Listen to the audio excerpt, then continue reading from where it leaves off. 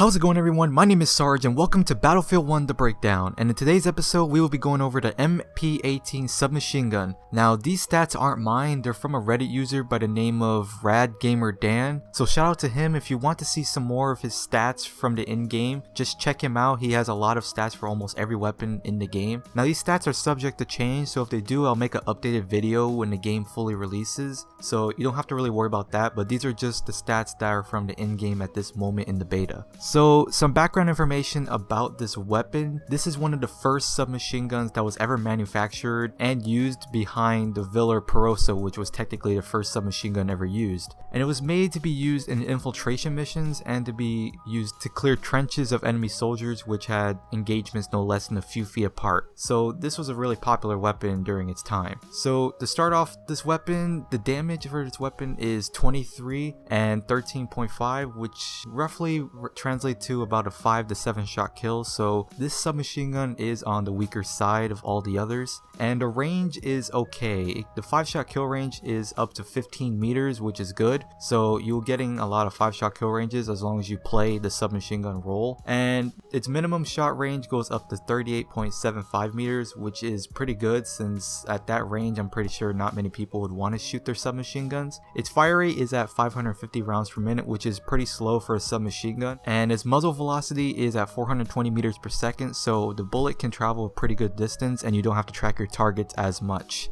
Now the bullet drop for this weapon is pretty average at 12 meters per second, so you don't need to shoot above their head that much, which is pretty good, so you can stay on target as much as you can. The magazine size for this weapon is 32 rounds, which is pretty typical for a submachine gun. Nothing too special on there. The reload time with bullets in the magazine is 2.1 and 3.3 when empty, which is pretty average for a submachine gun. It's pretty fast for bullets in the magazine to me, but it's a pretty average SMG when it comes to reload speeds. Now, what makes this SMG different from all the others and why it's so special is its hipfire accuracy. The hipfire accuracy on this weapon is the tightest of all the submachine guns. This weapon can be used more on hip firing than anything else. Even though the recoil on this weapon is pretty low, it's better to just hip fire this weapon. The tightness of the hip fire will make up for all the recoil on this weapon, which is really good because that's what an SMG is supposed to do. Now, as for my opinion on this weapon is really good when it comes to its hipfire accuracy, but outside of that, there's nothing really special about this weapon. It's like your very typical submachine gun. There's nothing really special about it. So if you want an SMG that's mostly on the hipfire side of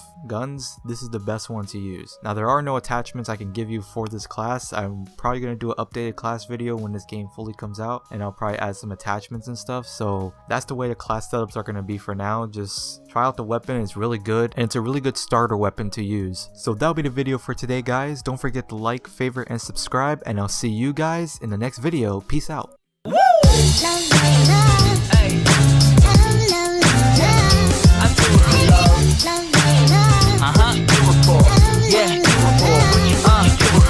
I do it for the love, yes I do. So you don't care about the money, well yes it's true.